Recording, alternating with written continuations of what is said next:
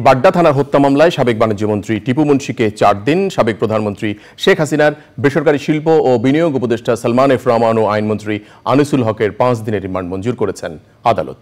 শহীদুল্লাহ রাজুর report. 6000 mAh battery, one and only Power Master NextG N73। জ্ঞাত আয় বহির্ভূত সম্পদ অর্জন এবং সম্পদের তথ্য গোপনের অভিযোগে প্রায় 17 বছর ধরে চলা দুদকের করা মামলার রায়। বৃহস্পতিবার দুপুরে আদালতে আসেন বিএনপির স্থায়ী কমিটির সদস্য মির্জা আব্বাস ও তার স্ত্রী আফরোজা আব্বাস। মির্জা আব্বাসের বিরুদ্ধে আনা অভিযোগ প্রমাণিত না হওয়ায় বিচারক তাকে খালাস দেন। আমার যে বিক্ষিপ্ত পরিবারটাকে একত্রিত করে দাও, আমার পরিবারটা ছিন্ন বিচ্ছিন্ন হয়ে গেছে, আমার এই বিক্ষিপ্ত পরিবারটাকে একত্রিত করে দাও।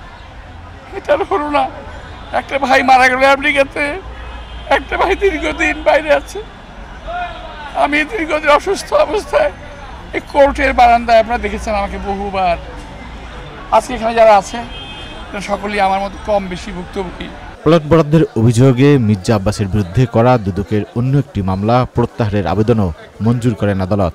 যেহেতু একই বিষয়ের উপরে পূর্বেই মিসেস আফরোজা আব্বাস খালাস পেয়েছে, একই বিষয়ের উপরে আবার মামলা দায়ের করার আইনগত কোনো বিধান নাই এবং একই কারণে মির্জা আব্বাসউদ্দিন আহমেদ আজকে কিছুক্ষণ আগে যে মামলায় খালাস পেয়েছে, একই বিষয়ে আবার ওই পরবর্তী মামলাটায় চার্জ গঠনের কোনো সুযোগ নাই।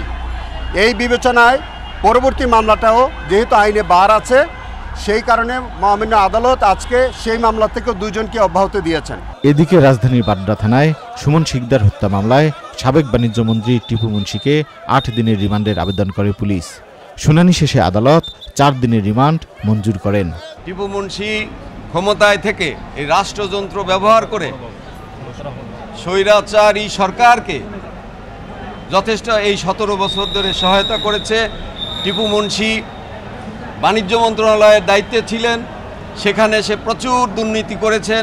এর আগে সকাল 7টায় বৈষম্য বিরোধী ছাত্র আন্দোলন চলাকালে রাজধানীর বাড্ডায় ফুজি টাওয়ারের সামনে সুমন শিকদার নামে এক যুবককে গুলি করে হত্যার মামলায় সাবেক প্রধানমন্ত্রী শেখ হাসিনার বেসরকারি শিল্প ও বিনিয়োগ উপদেষ্টা সালমান এফ রহমান ও সাবেক আইনমন্ত্রী আনিসুল হকের 5 দিনের রিমান্ড মঞ্জুর করেন আদালত। আদাবরে পোশাক শ্রমিক রুবেল হত্যা মামলায় সাবেক এমপি সাদেক খান ও সেনা কর্মকর্তা জিয়াউল আহসানের 5 দিনের রিমান্ড মঞ্জুর করা হয়েছে। আজকে শহীদুল্লাহ রাজু, চ্যানেল আই, ঢাকা।